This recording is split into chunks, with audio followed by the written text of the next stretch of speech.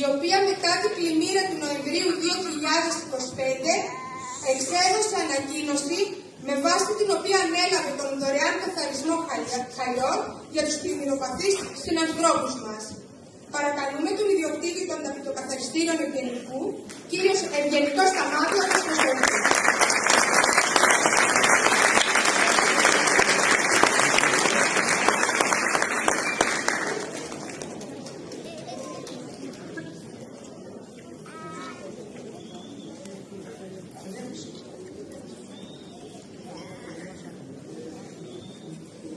Καλησπέρα σας.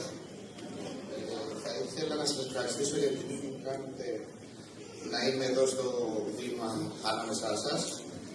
Θα ήθελα να ευχαριστήσω την ομάδα μου, γιατί χωρίς αυτούς δεν θα γινόταν αυτό που έγινε. Τον Κώστα, τον Πάπη, τον Μάρκο, την Εύη, την Καστία, τον Ρωματή, όλα αυτά τα παιδιά για τον επαγγελματισμό τους και κατά τη διάρκεια της πλημμύρας και μετά, και νιώθω ιδιαίτερα περήφανος σαν άνθρωπος και σαν επιχειρηματίας,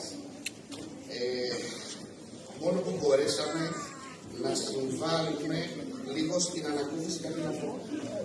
Ευχαριστώ πάρα πολύ για την αναγνώριση.